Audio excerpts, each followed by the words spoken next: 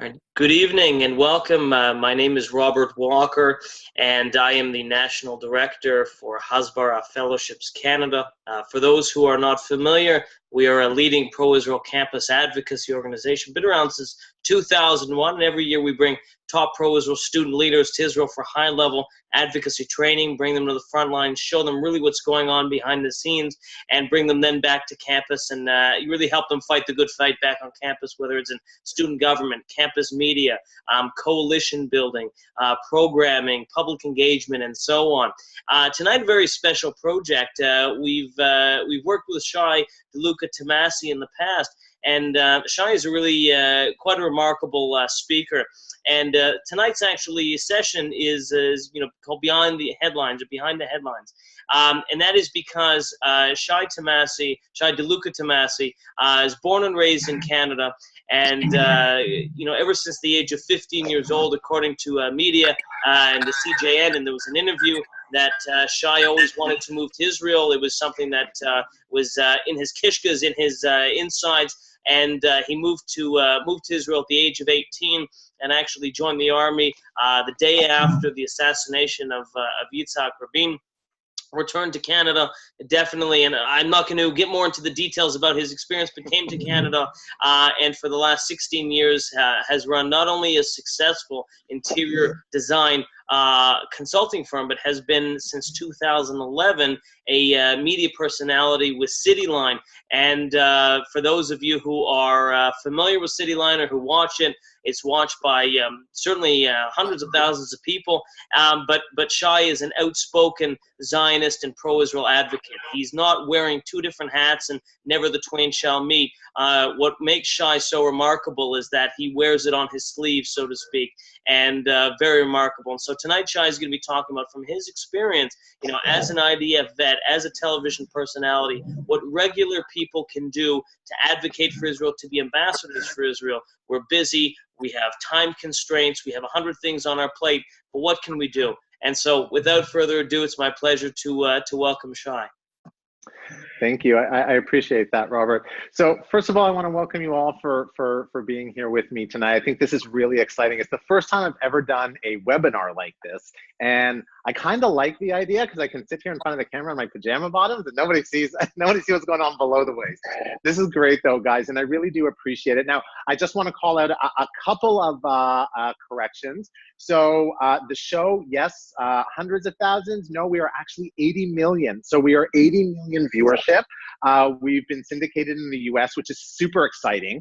So, my platform has really broadened, in terms of what I do work-wise with the show. That said, in 2013, I had the amazing opportunity to bring the show back with me to Israel and really be able to show the country through my eyes to a viewership which otherwise would not have had the opportunity to see it. And I think that for me was my jumping off point for really being a spokesperson and an advocate for, the country and for what is happening on the ground, as opposed to, sadly, what we see here in North America when it comes to, television or, sometimes sadly news and whatnot. And one of the biggest questions that I think that I get from people who I interact with and who meet me is, how is it that you are able to balance, as Robert was talking about, kind of that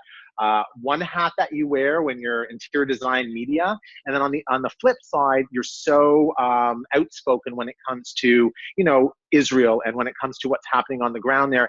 And how do you not have those two things conflict or, not work with one another? And I think that there's a lot of important points to make. So I want to give you guys a little bit of background just about me. So for those of you who don't know me, you can kind of get a sense of who I am and what my background is, where I've come from, and why it is that I do what I do today. Like Robert said, I was born in Canada. I was born to an extremely Zionist family. The matriarch of my family, which was, of course, my grandmother, was, IDF for her was absolutely everything. It was her dream to see me, who I like to think I was her favorite grandchild, serve and protect our nation. And, you know, growing up, I grew up in, I had always gone to a school that was very Zionist based. I grew up in a family that every single year we were back home, you know, visiting our family back home. And it was almost understood that, you know, at the age of 18, I was going to go. I think for me, it probably really kind of solidified itself at the age of 15, just like you said. And it was an important step for me to take. While all of my friends who I had grown up with here, Israeli and Canadian alike, were going to university or going to college, I was doing a different path. I had taken a different path. For me, it was more important to, of course, give back to my country first. And when I finished that, you know, I'd have the opportunity, just like everybody else, to then be able to go and kind of follow my dreams when it came to career choices. So when I did go back to Israel, Robert is correct. You know, I was there in the summer, and my inscription date was November 5th, 1995, which was the day after Yitzhak Rabin was assassinated. You can imagine that was a tumultuous time in Israel. It was a defining moment for us. It was a day that really completely changed the face of the country, both no matter where you were, whether you were on the left or on the right, it really changed the way that we as Israelis looked at one another, that we as Israelis kind of interacted with one another. And it, in certain ways, really drew certain lines in the sand that beforehand might not have been drawn when it came to, you know, political, kind of political leanings. That subsided somewhat. That defining moment became one of the most important defining moments when you look at Israeli. Shai DeLuca-Tamasi. Israeli, yes, is yeah, he's on called stage. He's doing some okay. thing about. I can hear somebody. So somebody needs to put their microphone on mute if you guys don't mind. I bet you that's me. It's me. Yes, it is me. I'm here. All right, guys. So to go back, you know, it really turned the country on its head. What are you doing? And people began to really solidify what it is that they felt when it came to, you know, the country, when it came to politics, when it came to where they stood and what they understood as to where we were as a country. I was enlisted to Handasa Kravit, which is combat engineering. It was really important for me to do something in the Army that was not only, you know, give back as much as I possibly could physically and of myself, but it was really important for me also to be able to do something that, you know, would challenge my intellect, would, you know, keep my mind going. And frontline engineering seemed like, you know, it was a really great kind of pairing of the two. You know, I was extremely excited and extremely proud to be able to do what I was doing. And, you know, on kind of like a side note, and a lot of people ask me this question now is, you know, of course, those of you who know me, I am openly LGBT. I've never hid that. And when I went back to the Army, you know, it was 1995. I'm totally aging myself right now. So people always ask, you know, was that something that was difficult for you? Was it something that, you know, you found challenging, or, you know, was it something that was accepted and you were fine? And I really just quickly want to touch on that, because I think that really speaks to the fabric of our society in Israel, is that it mattered not. You know, we were brothers in arms, and we continue to be today. The relationships and the friendships that I made in my Army service were some of the best in my entire life. And these are people that I know that it doesn't matter where I am in the world or what it is that I'm doing. I know that I always have these people, you know, to my side, and these are people who always have my back. When it came to kind of what I do now and speaking up for Israel, like I said at the beginning, one of the questions was, well, you know, you have this successful interior design business, you do this great stuff. Why is it that you're, you know, crossing the line over into doing something that has a political undertone to it, or can be perhaps, you know, interpreted as political? And I have to be really clear that this has very little to do with politics as much as it has to do with our survival as a people. So, you know, it doesn't matter where you are on the political spectrum. You know, what Robert does and what this organization does is make sure that people really understand that A, we have a right to exist, B, we have a right to self-determination in our ancestral homeland.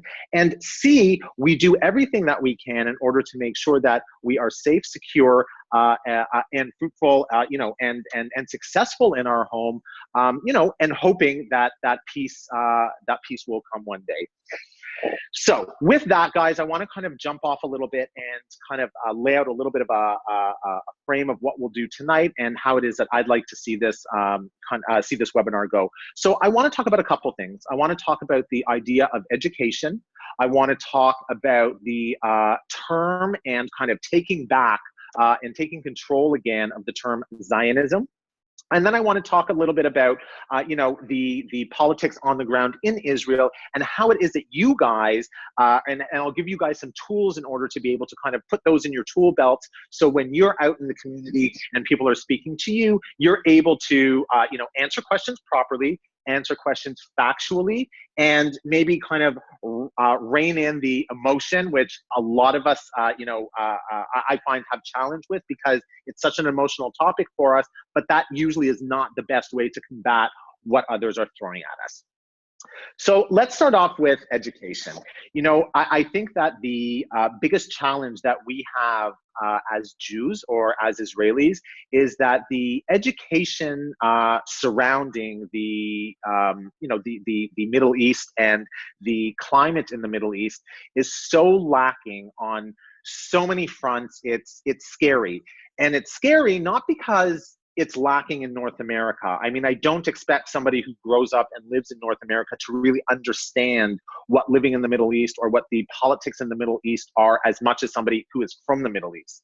The scary thing is that even though people don't have that education, don't have that knowledge, they're very quick to make a decision or jump on a bandwagon about something that has to do with the Middle East and Israel specifically without having kind of that basic fundamental knowledge.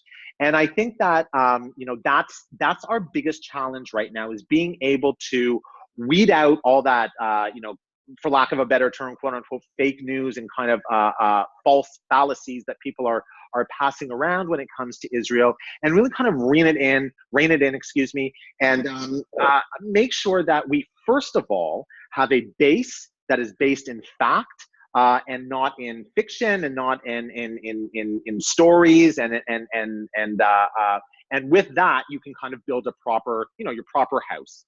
I think one of the challenges that a lot of people come to me and say to me is I just say Israel. The term Israel comes out of my mouth, and right away people jump down my throat. Apartheid, racism, white supremacy, all these kinds of different things. And, there's so many ways to kind of rein that back in and say, hold on, there's a lot of things that we can talk about here. And I think that that's going to be really important. So first things first, when people come to you and they start attacking you about, Zionism is racism and that can't be, and white supremacy, and why are Jews are not the chosen people, and, all these things come at me, you got to diffuse the situation first. Being in Handasa Kavid, being somebody who is in combat engineering, I know a lot about defusing potentially explosive situations. And that kind of has a two meaning here. So you have to be able to kind of calm the winds down a little bit. And if you're able to do that, and you're able to engage somebody in a dialogue rather than in a fighting or a screaming match, you're going to get a lot further than, obviously, if you're yelling at someone. Now, that said, guys, one of the most difficult things that I've ever learned in all the years that I have been speaking for Israel is that I will not win everybody over. It used to frustrate me. It used to upset me because I used to think I was doing something incorrectly. There was something that I was saying that I wasn't able to reach certain people. And that's absolutely not the case. There are certain people who unfortunately have a predisposition when it comes to Israel, when it comes to what they think about Israel, when it comes to what they've been taught about Israel. And unfortunately, we're not going to get to everybody. But it doesn't take getting to everybody. It takes getting to one person at a time. If you can get to that one person, or at least begin that dialogue with that one person is going to talk to a friend. That one person is going to talk to a family member. And you'd be really surprised, how that one person turns into many more. probably 4.5 weeks ago, had, you know, I'm very active on social media for those of you who follow me. And specifically, Twitter seems to be, for me, for whatever reason, seems to kind of be the place where people who have questions about Israel or want to comment about Israel tend to get a hold of me through Twitter. And I had, you know, this one follower who is lives in Texas now, American, originally Egyptian. And he had made a comment about something that had happened. It was in Gaza the day that you know, the 50 Hamas operatives were killed. And he had said some comment, and he and I just began talking in private messages. And you know, he was very hostile at the beginning because it was something that really kind of, you know, burned inside of him, I guess. And he grew up in Egypt, so he had a little bit of a better understanding as to, you know, the geographic constraints and you know, who runs Gaza. He understood Muslim Brotherhood, he understood Hamas. So it was much easier to talk to somebody who has a little bit of an understanding, but with that, he had a lot of preconceived ideas. And 4.5 weeks later, he and I have become very good friends over social media. And he is the first to say he was wrong with respects to a lot of the things that he had thought or that he had understood. And, you know, he's very open and honest now about the fact, openly to all of his Twitter friends and, you know, kind of his community, which is a big Arab community in Texas. You know, he's open with the fact that he understands that the things that he perhaps was taught or was, you know, forced to believe were in fact not necessarily true. And that for me really was everything. You know, with all the struggle and the stress and the upset that I feel sometimes when I speak to people, it takes that one person that I get to that it's just all of a sudden I light up. I understand that everything that I do is not for nothing. And, you know, he's not an advocate for Israel, but he's not bashing Israel on the other hand. He's not, you know, looking to downplay Israel. He understands a little bit better. I want to talk about the term Zionism, because I think this also, when we talk about kind of our base and making sure that we're building our education, building what it is that we are doing as, you know, proud Israelis, proud Jews, proud Zionists, we have to be sure that we understand and make sure that others understand the term Zionism, because sadly, and this really breaks my heart, is somewhere along the line, somewhere in history, someone was able to take the term and the meaning and make it into something that it is not. So let's define Zionism. Zionism is the right of the Jewish people to self-determination in their ancestral homeland. No more, no less. So, you know, people who say Zionism is racism, Zionism is only for Jews, that is completely incorrect. And if we don't take the meaning of that term back, that in and of itself is going to be an issue for us, because you cannot say I'm a proud Zionist or I'm a Zionist if what people are understanding from that is that somehow Zionism is racism. So you know, important tool number 2 on top of the education is making sure that people understand what Zionism is. And you will get pushback. And you will get people who will say that's not true. And you will get people who will give you all different types of definitions in the world. But that doesn't make the definition true. You know, it's sad because there are many terms throughout history that were taken from people, from ethnic groups, and they were kind of redefined to mean something that they actually didn't mean. And it has caused different ethnic groups, whether it be the African American community, whether it be the Jewish community, whether it be the indigenous community. There are so many different terms out there that I've heard throughout kind of my travels, my studies, and speaking, that, you know, I myself have to step back and say, really, you know, I always thought it meant this. But I always then take myself back and rein it back in and say, well, you know what? A lot of people have the same kind of issue that we Jews have when it comes to what is Zionism. So guys, that's really important. And that's going to be kind of your key. That's your base. We're going to build off understanding that Jews, like every other ethnic group or people in the world, have the right to self-determination in their ancestral homeland. And when we speak about Jews and we speak about that ethnicity, that brings me to my next point. There is a I won't say a or a misunderstanding. I will say that a lot of people who are anti-Israel, because it's no longer okay to be anti-Semitic, but it is okay to be anti-Zionist for whatever reason. People seem to think that if they can kind of package themselves in anti-Zionist rather than anti-Israel, it's somehow okay. If we jump off our points, understanding that Zionism is the right to the Jewish people for self-determination in their ancestral homeland. If you're anti-Zionist, basically what you're saying is you are against one ethnic group having self-determination. That is racism. That is anti-Semitism. Point blank, stop, full stop. So, Shai, yes, sir. can I start? I actually, just a point of order I didn't mention before. For those who want to ask questions at the end, on the right-hand side, you'll see a toolbar there. Please right-hand click, send me a note, and I'll ask questions to Shai at the end, just for the sake of time, so you can do that. Shai, I just wanted to ask you one question. Yeah. What you're saying now, I'm just very curious, sort of before you move on to another topic, I'm curious, talk about obviously that Zionism is the self-determination of the Jewish people, that of course there can be non-Jewish Zionists, just as there can be, people who are not black who favor, or people who aren't women who support women's rights, women's suffrage, suffragettes 100 years ago. But I'm curious if,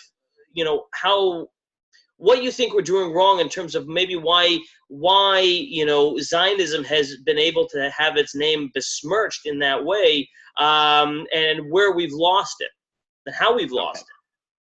Absolutely. So, those of you who, kind of follow anything when it comes to American politics must know the name Alan Dershowitz, who is an absolute favorite of mine. I mean, I love that man. I think he's such a brilliant kind of political mind. And he did this great talk one day when he said, why do people seem to hate the Jewish people so much? What is the problem that people have today with the Jewish people? And I sat and I thought, and he interviewed a rabbi. And the rabbi got up on stage and they were kind of talking back and forth. And the rabbi looked at him and said, you know what? I'll tell you what the problem is. We should not be here. And I was taken aback for a second. I said, well, what do you mean we should not be here? And he went on to explain, he said, historically, the Jewish people are the most persecuted people in the world historically. That's a fact. We've been through the pogroms, we've been through the Spanish Inquisition, we've been through the Holocaust. There's always been a point in history when excuse me, the Jewish people should not have existed. Those who are most vocal against us today, you'll find have most difficulty, this kind of inbred racism with them, that they cannot figure out how it is that, these people who have been hated over time and time and time again, how is it that we're still here? And you would think that that would perhaps intrigue people, but in fact, it creates even more of a hate. Because, there are different people who will look at different groups and say, I've struggled, I've had a struggle, we've fallen, we've whatever. People look at the Jewish nation and the perseverance of Jews and Zionists, and it's something that we look at it as a success and we are proud of it. But sometimes our success and sometimes the pride that we hold to other people is almost like in Hebrew we say nabain. It's like in your eye. It's almost annoying to them. So when we talk about Zionism particularly and where have we kind of lost our way, I think that unfortunately, Jews in general, there's a term called the shtetl effect or the shtetl syndrome, and what that essentially means is the shtetl, which is in Eastern Europe where Jews live, the small little communities where Jews live, Jews were very kind of meek and quiet and tried to kind of toe the line and do what they needed to do to be able to be Jewish quietly and do what they needed to do in their own homes without making too much of a noise because other people are always looking at us. That is something I find problematic. And when I say problematic, I mean, I don't think you should be going out there and, raising hell and, oh my goodness, and, making noise all the time. But I think that being indifferent or being quiet when it comes to times that you do need to speak up works in our, it's a deterrent, and it works against us. So I think when it comes to Zionism, a lot of times, we've grown up knowing that Zionism is our right to self-determination in our ancestral homeland. But when others come to us and they say, no, it's racism, it's, you took away Palestinian land, you did this, you did that, we become very meek all of a sudden again, and very quiet, and we revert back to that shtetl mentality where it's like, we have to be quiet, we have to do what we want to do to kind of toe the line. And I feel like in my travels and when I've been talking to the different people that I've been talking to, that seems to be the common denominator.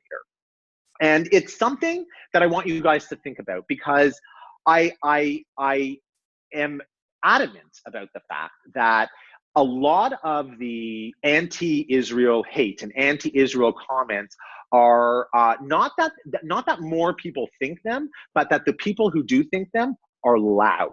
They're loud, they're screaming, they're obnoxious, they're at rallies, and it's important to understand that noise. What's that cliche? The squeaky wheel gets the oil, or whatever it is.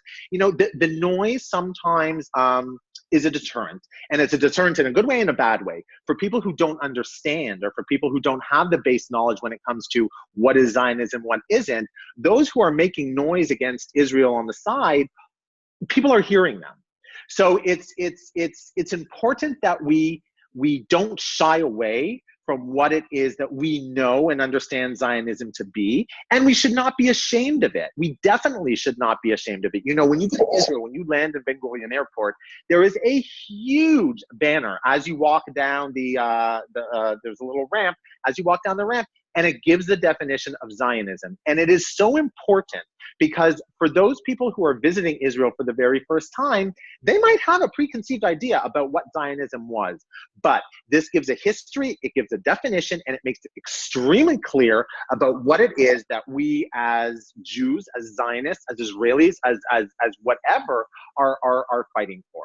And I want to speak to your point, Robert. You made a great point when it comes to you don't have to be Jewish to be a Zionist.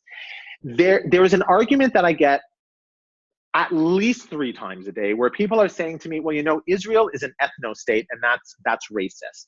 I look at those people and I say, can you tell me, other than the US and Canada, another state that's not an ethno-state? Sweden is an ethno-state. Italy is an ethno-state. Greece is an ethno-state. France is an ethno-state.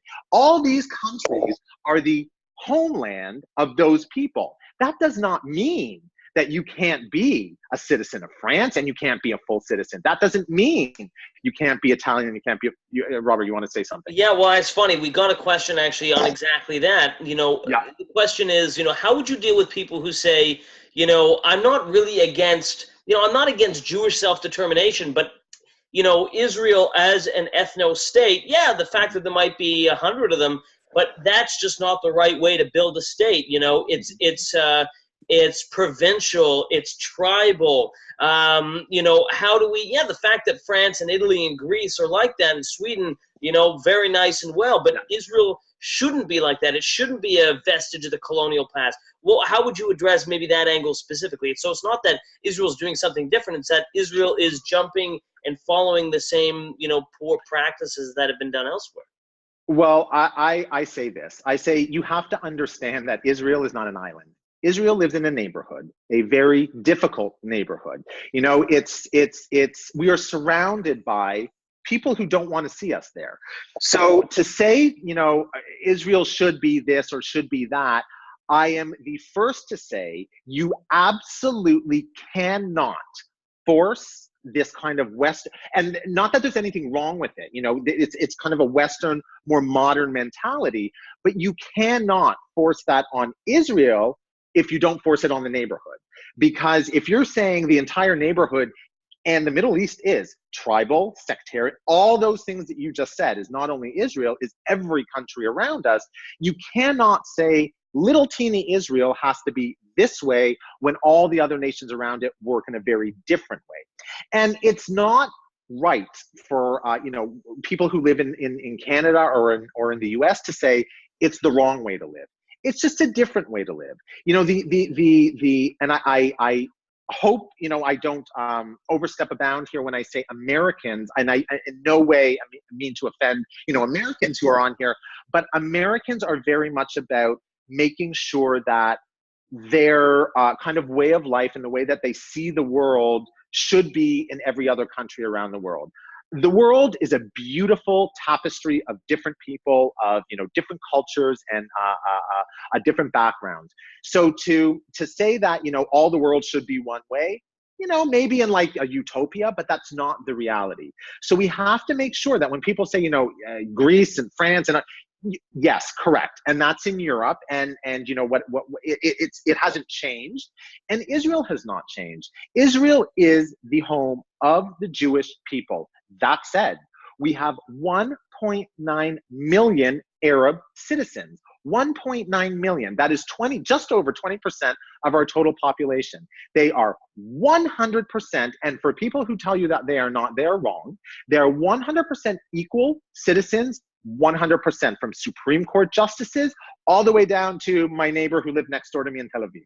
They are, so it's extremely important to have people understand that you cannot in any way, shape, or form cut Israel out of the fabric of what the Middle East or Asia is and say, this is what you need to be when all the rest is this, especially when those same people are the ones who are saying you shouldn't have any borders. Well, you say don't have borders, you should be like this when everybody else is the other way.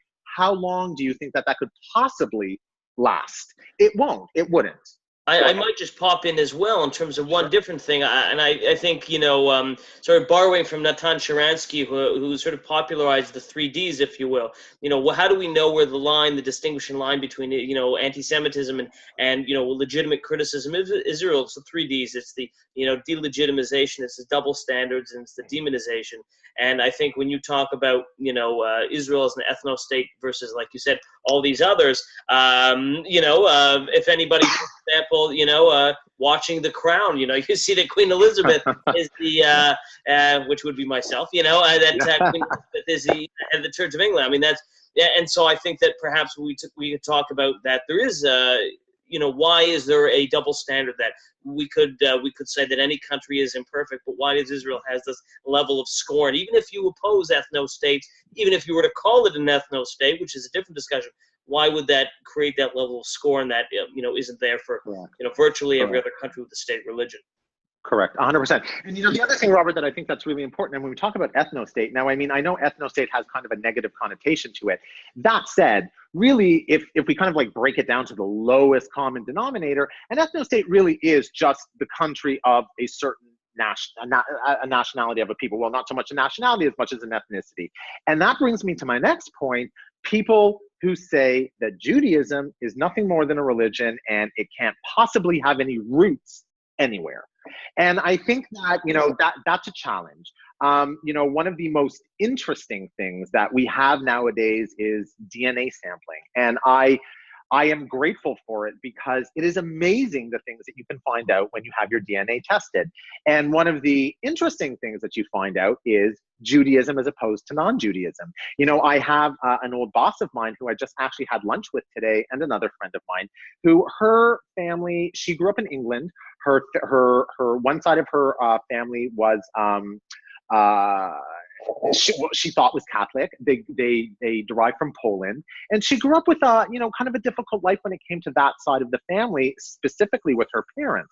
And her parents had since passed, and we were sitting down today, and she said to me, I did my DNA, and I found out that side of the family was 100% Jewish. She had never known. And what is interesting about that was, it's to me, it just warms my heart, because all of a sudden now, everything that we as a people have been saying for so many years is more concrete. And it's important to understand that, people will say, well, you're considering Jews as an ethnicity. That's a bad thing because that's what happened in Germany. And that, yes, the way that it happened in Germany was a bad interpretation of the fact. That said, that we should not shy away or somehow feel ashamed of the fact that we have a separate and distinct ethnicity. And there's nothing wrong with that. And that is something to be proud of. That doesn't mean that we are compartmentalized. That doesn't mean that we shy away from other people. It just means that we have a history to be proud of. So that is kind of another kind of facet of it that I think that a lot of people have a challenge with, because when it comes down to, again, Israel, and they say, well, right of return is for, I can tomorrow convert to Judaism and I can move to Israel. Correct. Yes, you can. But what you need to understand, and this is something, again, guys, put in your tool belt, the right of return was created to wrong a historical error. And the historical error was that Jews were persecuted, we were kicked out, we were whatever, out of our home. The right of return tries to solve that problem. And you can look at the right of return and say, there's this issue and there's that issue. And yes, and nothing's perfect. But what it's doing is trying to correct a historical wrong. So it's not based in trying to keep any other person out. It's just trying to allow those people who were kicked out or who were forced out at one point in time, allowing them to come back. The myth is that if you are not Jewish, you can't move to Israel. Well, absolutely ridiculous. Any person off the street tomorrow can walk into an Israeli embassy or consulate and say, I'd like to apply for citizenship. Any person. Jews just have the fast track, if you will, to the right of return, which means that many countries, by the way, have the right of return. Spain, Portugal, China, Germany. Now there's a lot of the European countries, especially after the war. If you can prove that you are ethnically from that area or from that country, countries are saying to you, welcome back. We'd like to have you back.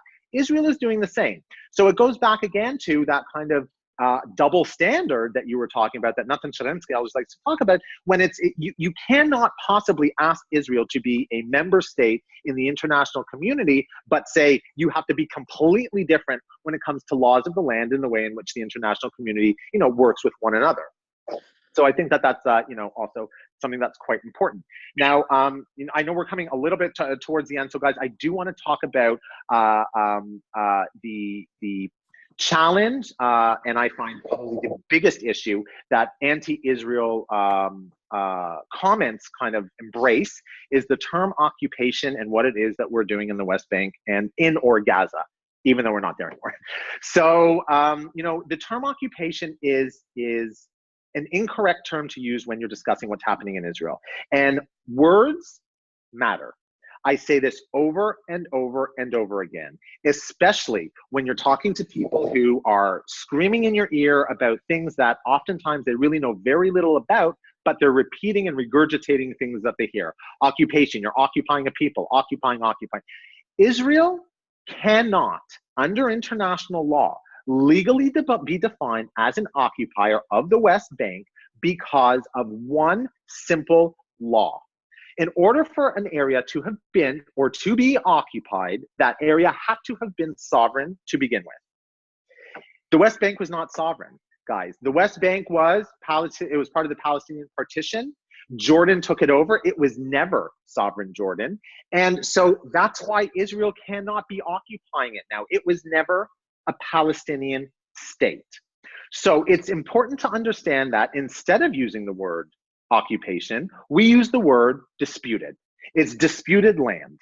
And if someone is willing to accept the fact that occupation is not the correct term because of that legal premise, and that is a legal premise, then you are already on your way, you're already on the road to being able to have a little bit more of an open discussion.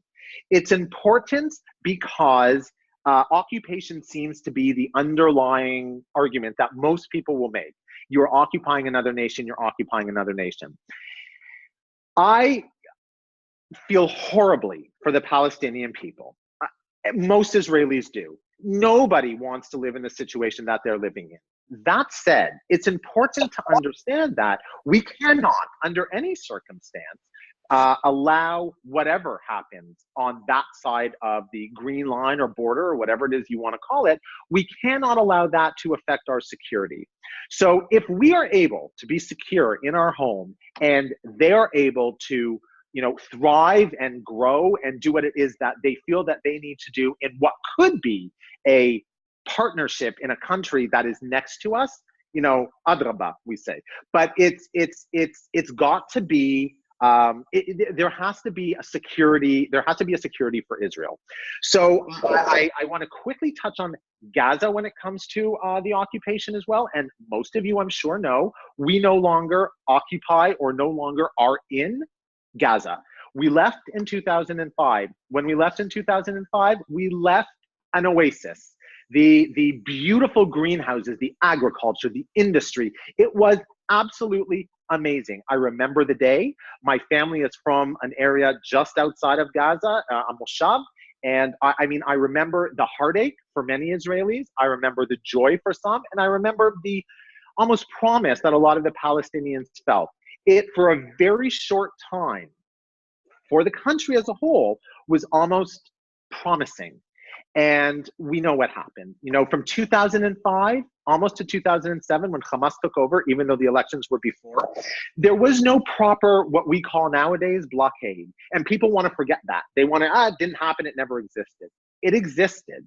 And the reason that the blockade is now on Gaza is not only because of Israel, but it is a blockade that is enforced both by Israel and Egypt, but it is because of the terror attacks that come out of it. Gaza, they used to say Gaza could be the Singapore of the Middle East. It became a launching pad against Israel. And it is absolutely unfair and a non-starting point for me if someone is unwilling to accept the fact that you cannot, at any point, have any foreign, I won't call it a government, foreign entity or body run, you know, a people or govern over a people, for lack of a better word, when they are a globally recognized terror organization. There is nothing, there is no starting point here to talk to, even though nowadays you look at the news and you'll find Israel talking, they say, you know, there's indirect negotiations between Hamas and between Israel through Egypt. Israel, that's Israel. We are looking for peace. We will do almost anything for peace. And unfortunately, you know, you have to have a peace partner on the other side. So it's really important when it comes down to that. Words matter, guys. There is no occupation. We're talking about disputed land. That doesn't take away from, you know, perhaps the stories and the history and the pain that a lot of the Arab population feel, but words matter.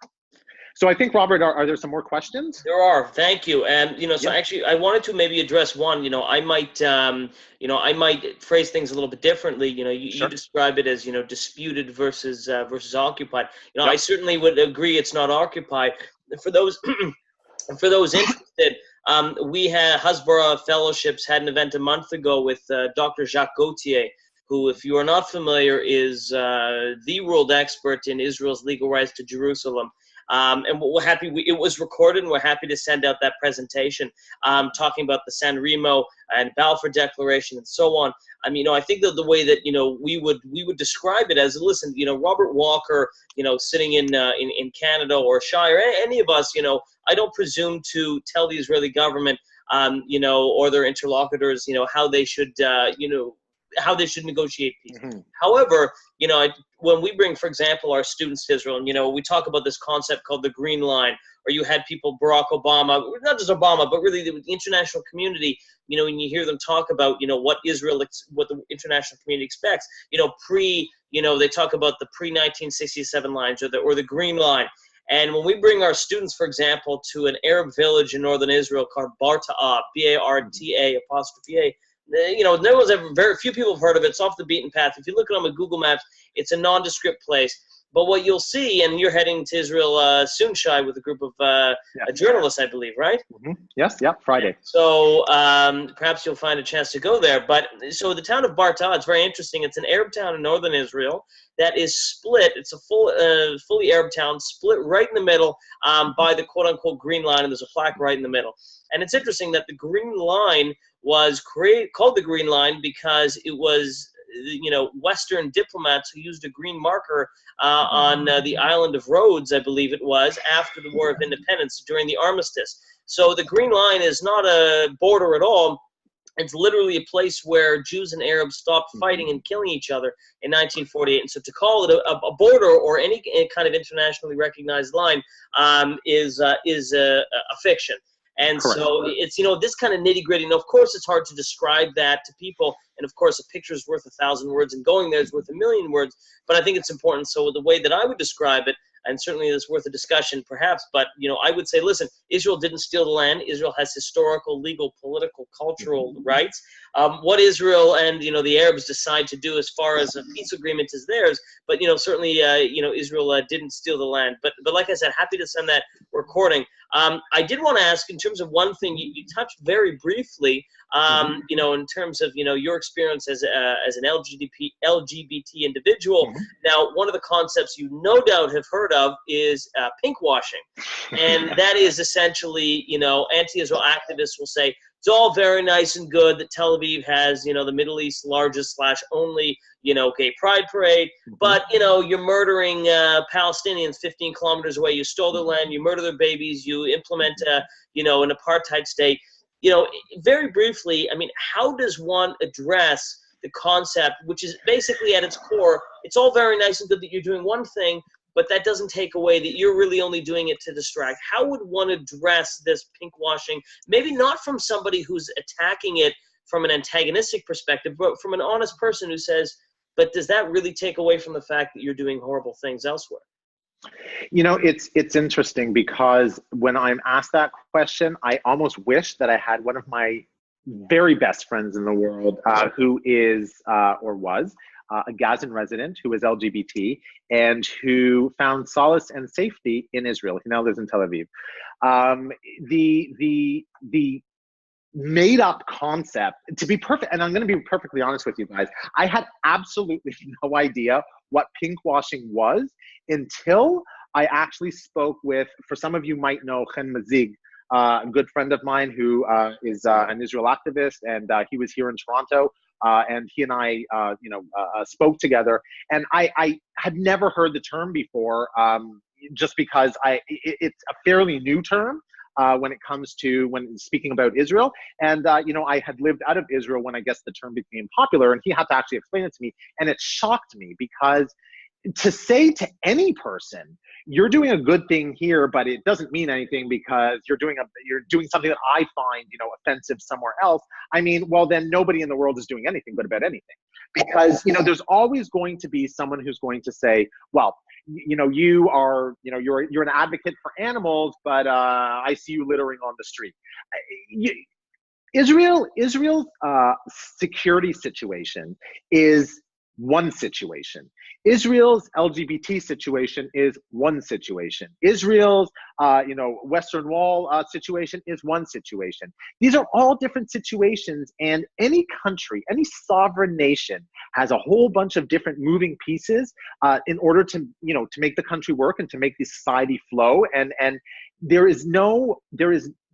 think it's an unfair statement to say you're only doing this because of this. We're talking about LGBT. The first LGBT pride parade was in 1998. In 1998 in Tel Aviv, we're talking about, and I was living there at that time. It was amazing. I mean, it was amazing. It was something that had been a long time coming. It was something that Tel Aviv, and I say Tel Aviv, when you live in Israel, we call Medinat Tel Aviv, which means the state of Tel Aviv. It's almost like a little country within the country. And that used to be the case. It used to be Tel Aviv was very westernized, very liberal, and the rest of the country tended to be a little bit more conservative and a little bit more, right-wing. That said, that has totally branched out for many reasons. A, because it's almost impossible to buy a place in Tel Aviv now. It's just way too expensive. So people are moving out. But B, really the country has embraced the idea of inclusivity when it comes to, we are all Jews. We are all, all the people who are living there are Israelis. It does not matter who you are. We have enough problems when it comes to people trying to attack us from outside of the border, including people inside our own country who are trying to attack us. We're trying to come together. So when it comes to pink washing, there is, I cannot stress this enough. It is a made-up term that is made up by people who are looking to delegitimize Israel at every point that they possibly can. Pink washing is absolutely ridiculous because LGBT issues and the success of LGBT in Israel has absolutely nothing to do with our security situation on the Gazan border, or the the Gazan area, or Judea and Samaria. It makes no difference. But my biggest and best kind of proof that is the most ridiculous thing is, look at the number one place that LGBT from Judea and Samaria or Gaza look to go to and reside if they're able to get out. It is not the US, it is not Canada, it is not Europe, it is Israel. So, once they get out, they can go wherever they want. They choose to stay in Israel, and that's not an easy thing, because for a lot of them, they have family that can somehow get over, and that's a dangerous situation for them. But they understand that the idea of LGBT rights and what they are afforded as an Arab LGBT or as a Muslim LGBT in Israel is something that they likely won't get anywhere else in the world in a way that they get in Israel, in the community that they get. So guys, pinkwashing, it's completely a made up term, and I don't want to tell you to laugh it off, but laugh it off. Right, I hear the point. I think that perhaps what I could maybe add to that is just sort of on one foot, if you will, is that and I'll leave it for another point in terms of Hasbara's larger strategies. But I think in a nutshell, it's all about understanding who's asking. Like I said, it's if we have for example, when I was a student at the University of Ottawa, I would sometimes waste so much time and energy arguing or debating, discussing with students who were antagonistic. I mean, these were kids who were just would waste my time.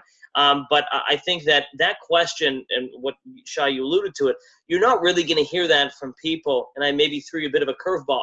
I've never really heard that. There could be exceptions, but the people who are asking that a question that's loaded like that are not asking an honest question. People could say, well, I read in the news that 62 innocent Palestinians were shot on the Gaza border. That sounds terrible. What's the story, right? But if somebody's asking a loaded question like that, I think we can say, listen, you want to argue with a troll, there's a phrase, don't feed the trolls. But if you want to argue with one, be your guest. But to pivot back to what Shai said, you have to have that understanding that you're not going to win everybody over. And someone who is antagonistic and wants out for blood, this is not someone who's looking for emet. Somebody who's looking for truth, and I think you have to be cognizant of that fact. Very true. I think we have time for two very quick questions in the next couple of minutes.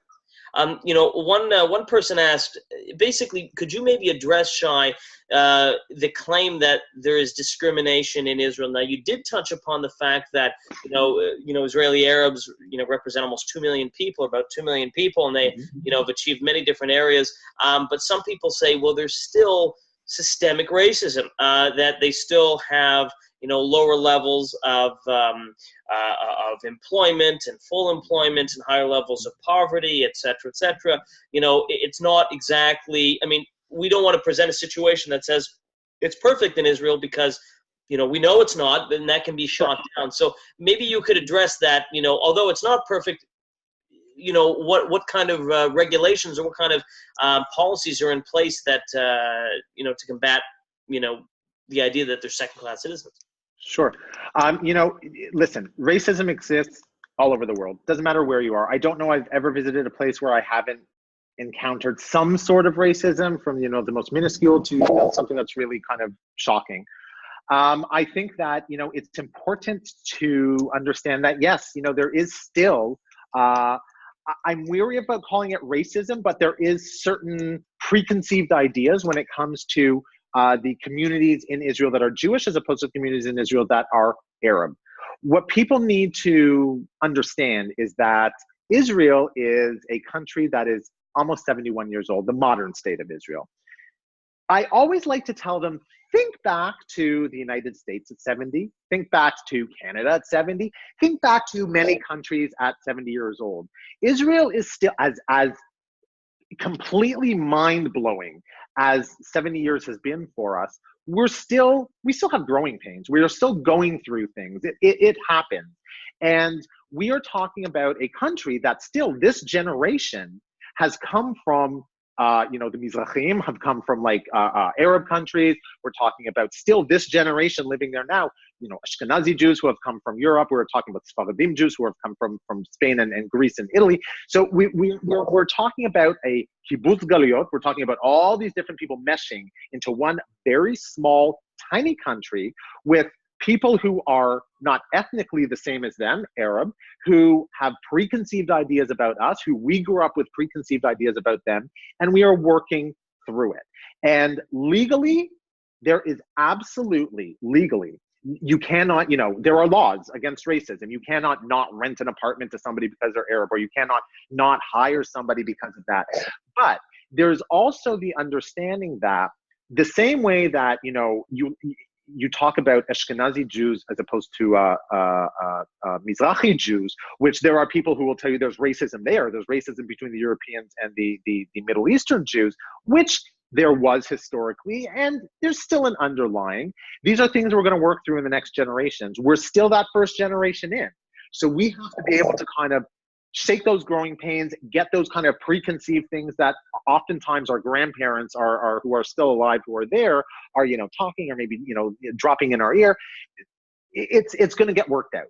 And I think that Israel is a model for really showing what a true path to creating a really kind of homogenous society, in the sense that, in such a small little piece of land, so many different diverse and different ethnicities and cultures have come together, and somehow in 70 years, with growing pains, and yes, there have been wars, but somehow look at where we are today. So diversity is one of our is really in Israel. You hear that kind of that slogan in the US, diversity is our strength. And yes, but you're 400 and something years old. We're talking about a 70-year-old nation who is completely diverse and is really succeeding in shaking out that racism. So don't ever say there's no racism in Israel, because that would be a complete lie, because there's racism everywhere in the world. But with that, we understand, we see, and we're working towards a society that's really going to be, hopefully one day, racism free. Wonderful. Well, thank you very much, Shai. And actually, at one point, it was interesting. You said, Israel's 70 years old. I think that, sometimes we forget when Canada was 70 years old, women had been able to vote for about 18 years. When the U.S. was 70 years old, they hadn't even started the Civil War yet, and blacks were still slaves. So we're talking 1920, women still didn't vote. So, I mean, we had our prime minister was a woman way before people,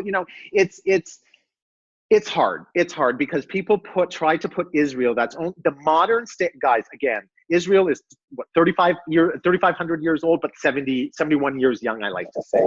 There are so many things that we're still going to go through. There are so many things that we still have to, work through.